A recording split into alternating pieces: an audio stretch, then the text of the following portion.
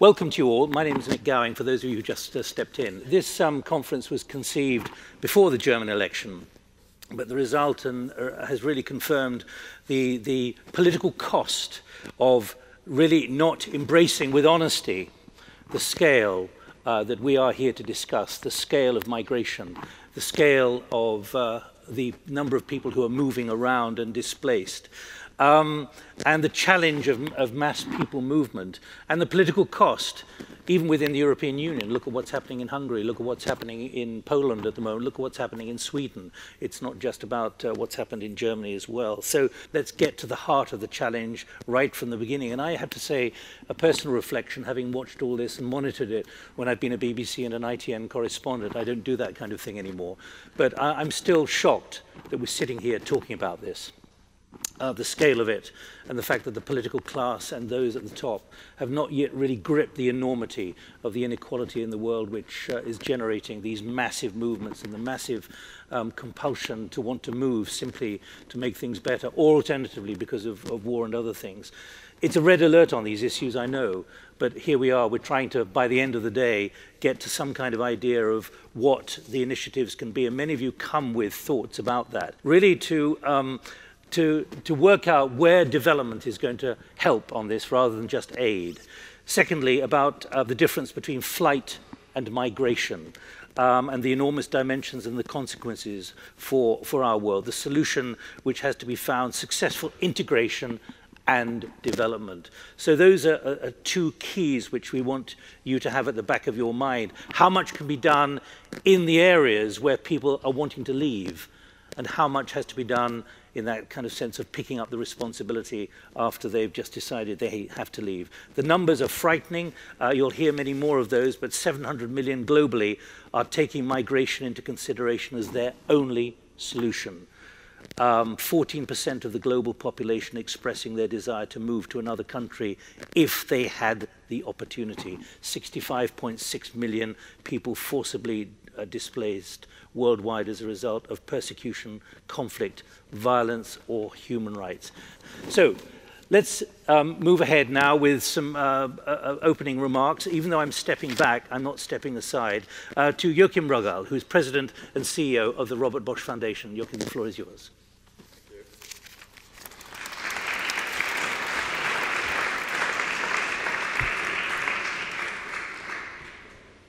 Dear friends and partners, ladies and gentlemen, I want to thank our partners. First of all, Aurora Humanitarian Initiative. Thank you, Ruben, for bringing this event to Berlin this year. To Global Perspective Initiative, Ingrid, welcome back to a place where you hosted so many conferences yourself as CEO of the Robert Bosch Foundation. To Stiftung Mercator, to UNICEF, UWC and CNC. It was a pleasure to collaborate with you and making this Aurora Dialogues happen this year. The topics of the conference fit perfectly into the main focus areas of our foundation: immigration, migration and integration as German, European, global challenges, and the need to be a partner in development for Africa. And that will be just my opening remarks. I'm looking forward to a great conference, to very interesting, inspiring talks, and thank you for coming.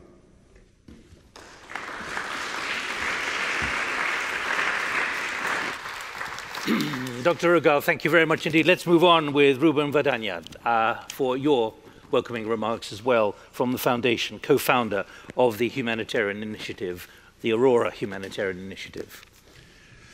Good morning.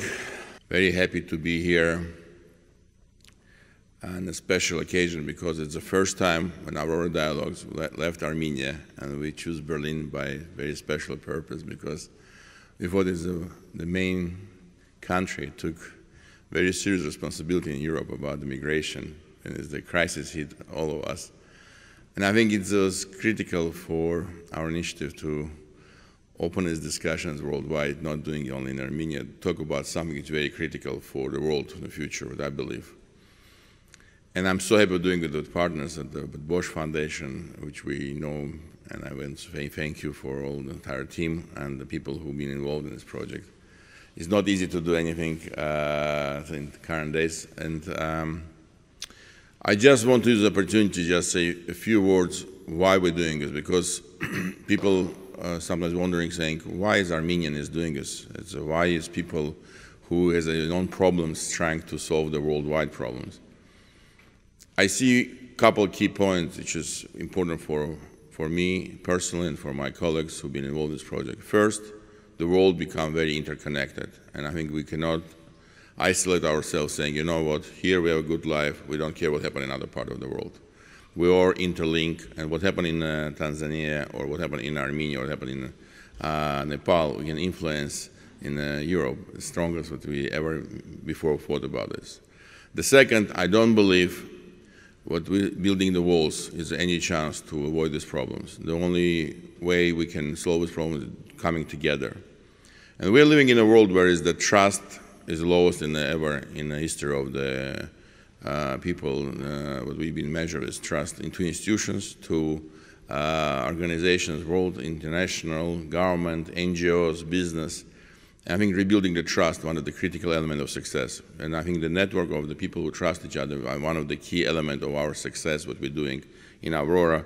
And I'm so happy not only we build this in Armenian network, but we, for example, I'm so happy with the finalists and laureates, people who've been really doing heroic things in different parts of the world, now met each other, knowing each other, learning from each other. And I think it's one of the greatest things that we achieve with people who before feel very alone and isolated, now coming together and doing something which we feel we're not alone anymore, we can rely to each other. So rebuilding the trust is one of the key elements of this. The other part I want to say about this project, what we're doing, Armenians suffer in the genocide. We are victims, and this is victims is very critical disease which really stopping us to think differently. That's why we thought how we can help ourselves to go out of this victimization mode, to go to the way we can think about ourselves like people who, despite what happened with us in life, and we can do not only care about ourselves, but care about other people. And I said it's important, it's not only rich countries is responsible to do better life for the poor countries. We're all responsible. And it doesn't matter. When Arab families save Armenians in 1915, 1916, we've not been rich. We've been people who believe that we can behave by human values. That's why we strongly believe in the human values. We strongly believe in the network and trust. We strongly believe that this can be done only together. And I'm so happy we're starting these dialogues in Germany. We're doing next Aurora Dialogues in New York in March 1st in 9/11 Museum, together with the Cooperative 9/11 Museum, which is, I think is also symbolically showing importance of the people's different behavior. And we're doing in Rwanda next, and we're doing in Argentina, in Moscow, and in LA. So we hope we will come really overall serious series of discussions about how we can together makes a little bit of the world better. Thank you very much again for all of you coming, and I really appreciate about all people who support us. Thank you.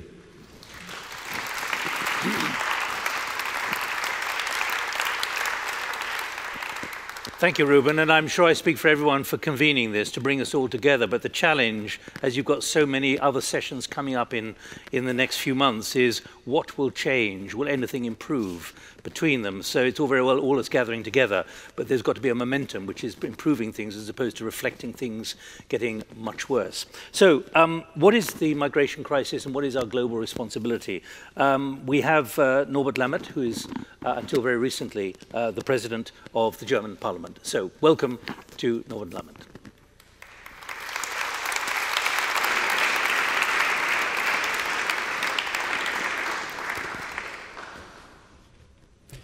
Good morning, ladies and gentlemen. Thank you very much for the invitation to participate in this conference, which I have indeed hesitated to accept, not only for some practical, technical aspects to attend, but also because I'm not convinced that I know more about the subject than most of you.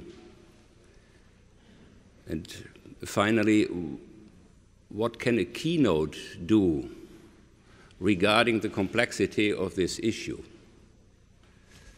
At best, hopefully, it might underline the significance of the subject and perhaps could contribute to develop some kind of a political framework under which this issue should be debated. By the way, not the only necessary framework, but definitely one of the unavoidable frameworks of dealing with this subject.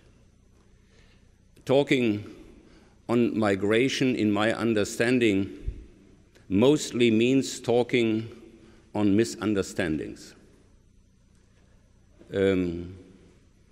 The announcement alone migration as crisis illustrates this widespread misunderstanding, because although it is unavoidably true that we are faced, at least in the perception of a lot of people, to some extent a crisis, it's certainly not true to reduce the issue of this perception of a crisis. And this is one of the hints, not quite original hints, which I would like to make, and I will try to organize my remarks in 10 short points, which hopefully allows you to follow the different aspects of this very complex issue all over the day.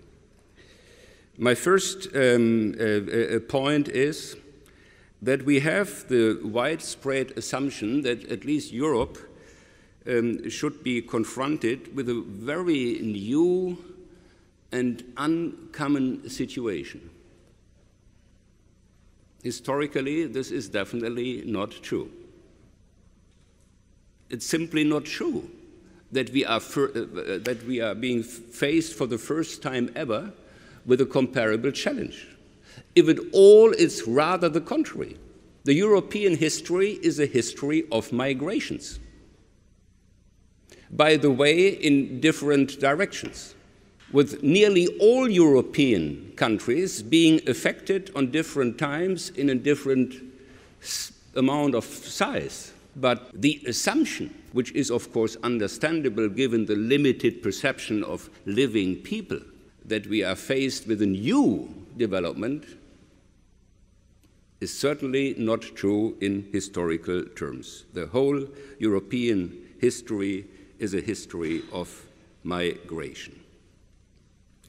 Second remark, if we only look to the European experiences insofar, we shouldn't oversee that migration, whenever they took place, they mostly had a remarkable reason to exist, but they also had interesting implications, and a lot of them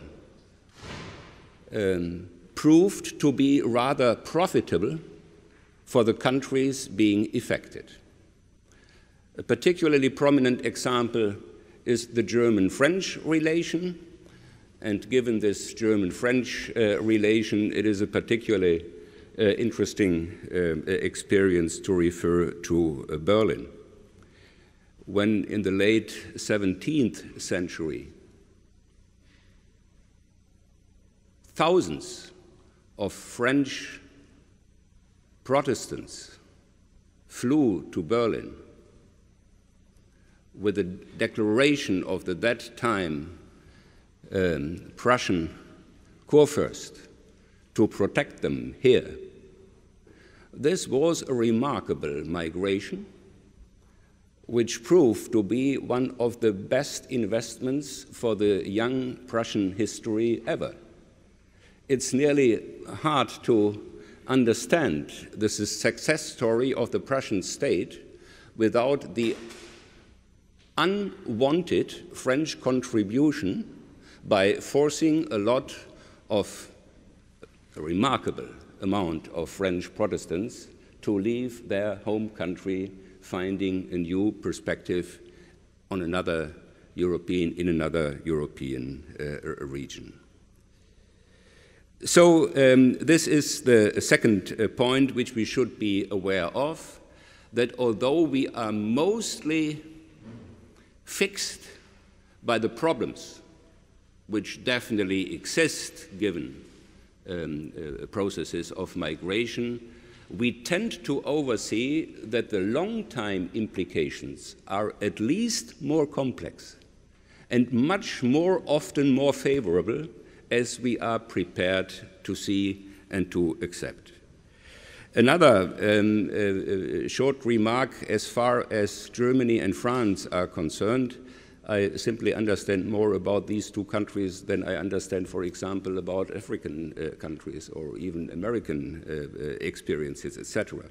Looking to France and Germany, we should perhaps for a moment remind that in the last century already, we had two interesting periods of migration in France and in Germany as well, both being organized by the state. In the 30s of the last centuries, it was France which organized with tremendous efforts immigration to France for economic interests. And nearly nobody today is even aware that during some time in the 30s of the last century, France was the second largest immigration country in the world after the United States. And in the second half of the same century, in the 60s, it was Germany, which again organized for own economic interest a tremendous migration, particularly affecting Turkey, with an interesting generosity not to reflect the long-time implications, what was under the way, but it is still the truth that it was not an unwanted, unorganized immigration from Turkish people, but it was an organized, by means of state, organized process of migration towards Germany, which at that time was strongly interested in such a development.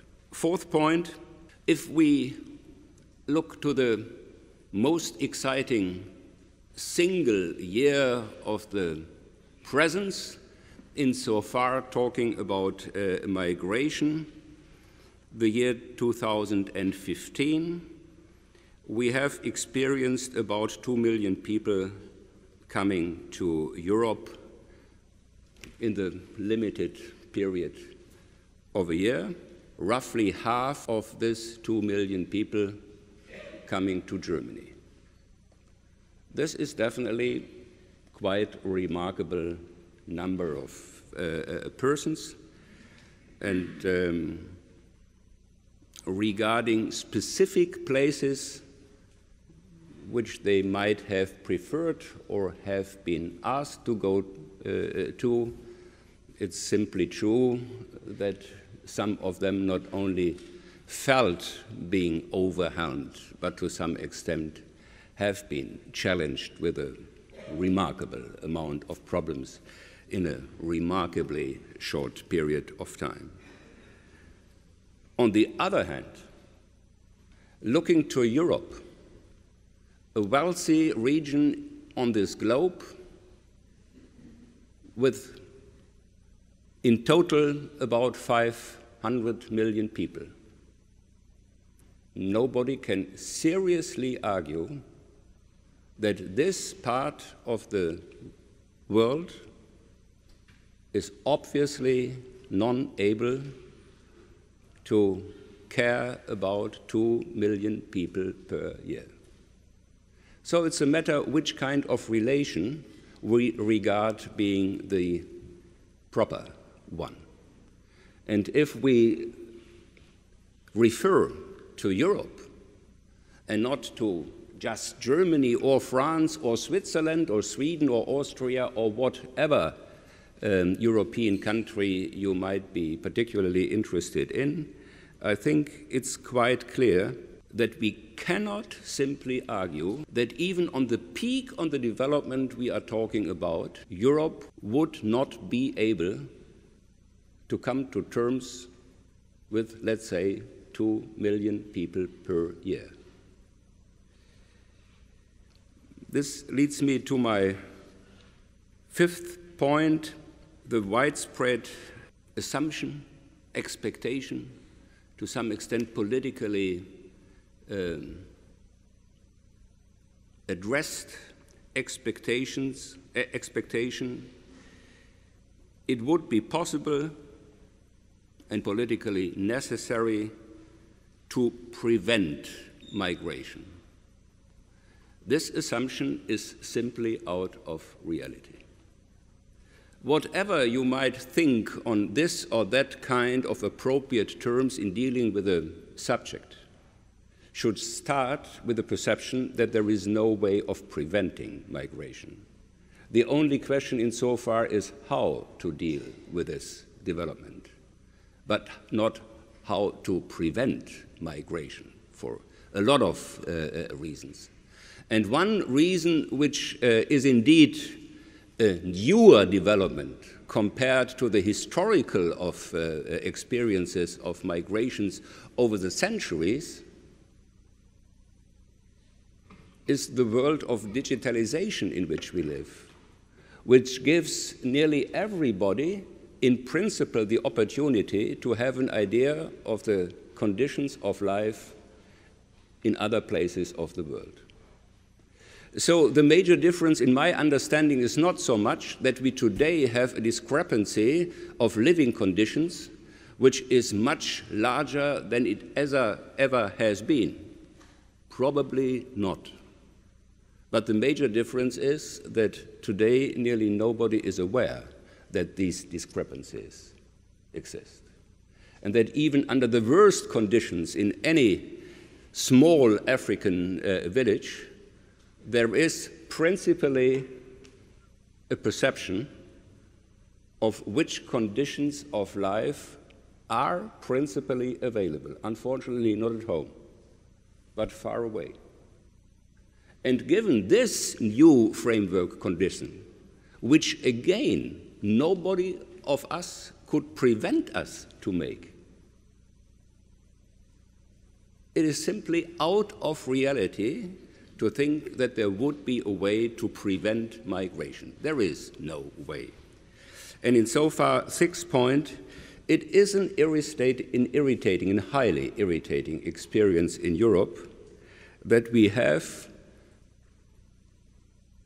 a remarkable refusal of reality in several European countries in so far. Referring to my further remark that Europe, as such, is definitely able to deal with 2 million people per year. The irritating experience for me is that we don't have an organized debate which country could make which contribution to deal with this challenge. But we have an informal separation of the member states of the European Union, some of them being prepared to deal, others refusing in principle being part of the game. You hopefully understand that I have no intention to comment this irritation further, but at least I should make this point. Our problem in Europe is insofar not that we cannot solve the problem. Our problem is that a remarkable number of countries explicitly are not prepared to contribute to solve the problem.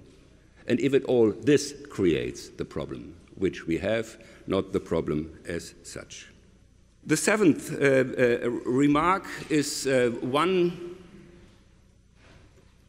implication which I think is not as new and not as complicated as it might be perceived. It is, of course, unavoidable to make the principal difference between migrants in general and refugees in particular. All refugees are migrants, but by far not all migrants are refugees. And in legal, in constitutional terms, and in practical terms, it is, of course, completely unavoidable to make a serious differentiation between both groups. This is even more necessary as we not only have, of course, and obvious different legal situations referring to these two major groups, but it is particularly necessary if we connect the development of migration with the necessary concept of integrating people, which for which reasons ever have become migrants or refugees. And this is my eighth remark. Integration has to be the claim and the measure for any process of migration, particularly if you not only look to the immediate need which might exist and might justify solutions which probably are not sustainable solutions for a longer time, for everybody leaving a country with the hope, with the expectation to live for good permanently in another country, the goal has to be integration, otherwise it doesn't make sense. So at the end there is, of course, a limitation. You might debate what country ever in the world. It's obvious that beyond a virtual number of people, you have no longer a serious chance of integrating that amount of people in a given society. And without a proper chance of integrating people, you shouldn't better avoid the perception of allowing everybody to come when you are obviously not able to allow them that kind of future that they might be interested in. Or to put it in another way, Germany has a particular experience as far as asylum is concerned. In the worst periods of our history, we were not only the country in the world which forced thousands of people to look for asylum in other countries. We have also made the experience that thousands of Germans only have survived because they got asylum in other countries. This is the background for the, well, historically particular solution in our Constitution that we guarantee asylum for everybody who is forced to leave his country because he is subject of terrorism, of personal risks, and insofar, even with the complicated conditions which in the 90s, with the experience of the Balkan wars, we have added to our constitutional situation, this is still in core the situation. As far as refugees are concerned, there is no limitation. But it is also true that a country like Germany, including its economic performance, can only seriously make such a guarantee if it is allowed to make the differentiation which I have explained. The guarantee for everybody being personally affected, but the necessity to look to which extent people without those vital needs, but with plausible interests to move, could be accepted. At all, to which extent, in which amount of people, and etc. The second is to some extent the precondition for the first. And insofar, we shouldn't oversee this connection.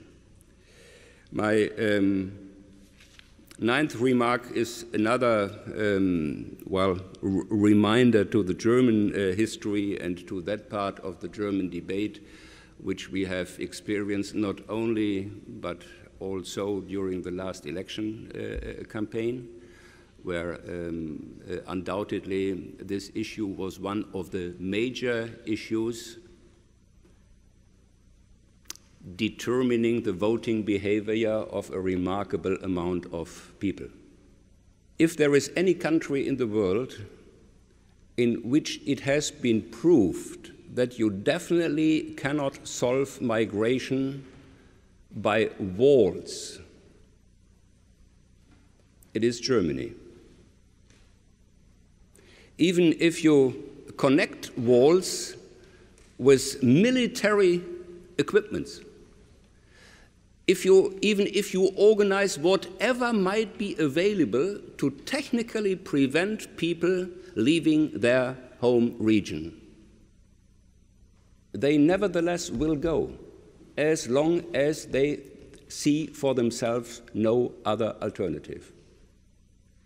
So I am at least as irritated as I have explained for the European debate, for that kind of the German debate, having some political parties or institutions or organizations seriously proposing building new fences, walls, in order to steer migration. This is under every aspect out of reality, and once again, if there is any country in the world which has proved that it cannot work, it's precisely Germany, with an experience which is just 25, 27 years ago. Let me remark, quote Navid Kermani, one of our very, not only well-known, but very experienced authors, particularly on this subject. Navid Kermani, more than 10 years ago, once said, I will say that first in his original German phrase, wer von Menschen wie von einer Seuche spricht, hat Europa verraten, indem es zu schützen vorgibt. Whenever you speak about people as if you were speak on an epidemic, you are betraying Europe, pretending to protect it. And this is indeed our common understanding of Europe, what Europe is all about, at least what it should be all about. So if I should and could conclude my understandings of this very, very complex issue, it could perhaps run as follows.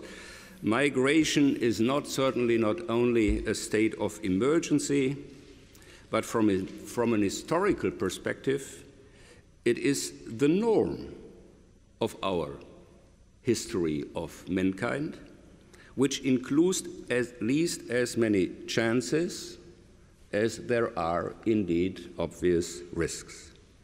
If we accept flight and migration for what they are, a joint humanitarian obligation, there is no doubt that we can solve this challenge.